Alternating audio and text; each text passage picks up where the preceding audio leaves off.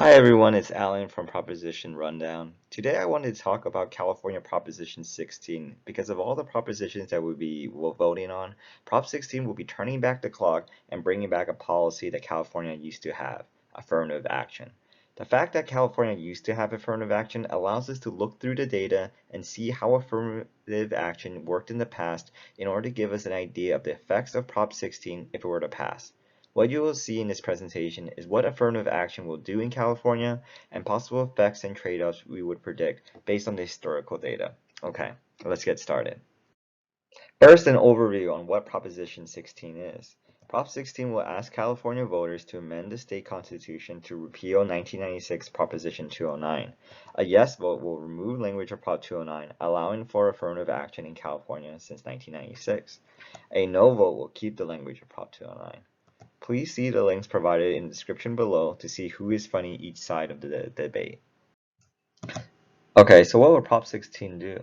In terms of public contracts, Prop 16 will give at least $1.1 billion more in revenue for minority and women-owned business enterprises, also known as MWBEs, per granting of public contracts. This is based on MWBE revenue levels before 1997, or pre-Prop 209 when affirmative action was allowed. The second thing Prop 16 will do is to increase underrepresented minorities, or URMs, in all public universities. Underrepresented minorities, or URMs, are defined by the UC system as anyone who is of African American, Latino Hispanic, or American Indian Alaska Native descent. California has 3 levels in their public university systems: community colleges, state universities, and public universities. Community colleges allow any California resident with a high school diploma or equivalent to enroll, so there probably will be very little implementation of affirmative action there. However, CSUs and UCs are selective schools, so affirmative action will be implemented in those sectors. The research literature tends to focus on the most selective schools, as this is where URMs are more underrepresented. In 1995, during affirmative action in California, UC Berkeley had a URM freshman rate of 23% and UCLA had a URM freshman rate of 28%, which are lower than their rates in 2019, which are 18 and 25% at those respective institutions. Now, let's look at possible trade-offs after implementing Prop 209. Prop 209 implements affirmative action in 3 sectors: public employment, public contracting, and public education. So without affirmative action, California is actually more diverse now than it's ever been in public employment. A 2008 study on Prop 209 impacts on public employment showed an increase in people of color employment from 38% in 1990, which had affirmative action, to 50% in 2007 without affirmative action. The study also notes that the majority of public servants in California are non-white. Therefore, it is unknown how Prop 16 will affect public employment, as it's more diverse now than it was when California had affirmative action. For public contracting, we would predict more public contracting fraud, income and ownership benefits for white women with no benefits for men and women and minorities, as well as increased cost to public contracts. A 2005 study in the public construction industry suggests that from looking at state prosecution of fraud cases and population survey data, that white men are giving their businesses to their wives or mothers in order to make their businesses a MWBE. The study also shows that affirmative action did not benefit minorities in creating businesses or help raise their earnings based on population data from 1979 to 2004.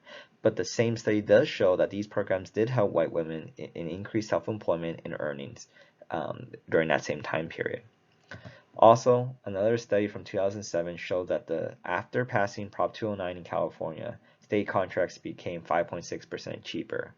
Based on this percentage, we could calculate the additional cost contracts would be increased by, based on the aforementioned $1.1 billion gain from MWBEs, which is calculated to be $61.6 million increase in state contracts in California. For affirmative action in public education, we would predict less underrepresented minorities graduating with STEM degrees at top selective schools. The 2013 study looked at undergraduate majors during 1995 and 1997 at all UCs, which were the last few years of affirmative action in California.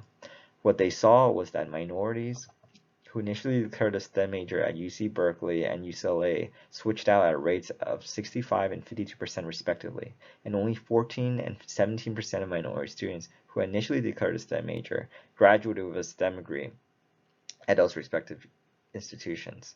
The study also showed that if those students had switched out to any other UC less selective than Berkeley or UCLA, there would be a 70 to 100% higher persistence rate to graduate with a STEM degree.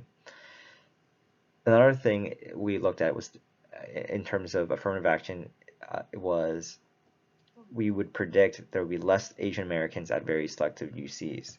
Asian Americans are the only overrepresented ethnic group at the very selective UCs. Therefore, it would make sense that this group would result in less enrollment to give spots to URMs, as all other groups are already underrepresented.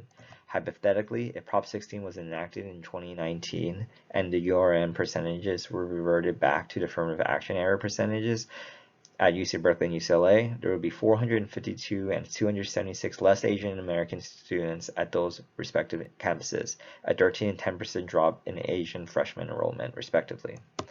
Lastly, for all three sectors, the public employment, public contracting, as well as public education, there will be a possibility for the transition from needs-based to race or gender-based access to state-sponsored programs.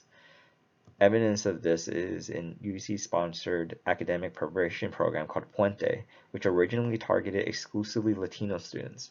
But with elimination of affirmative action, the program was required to open up to all students of any background.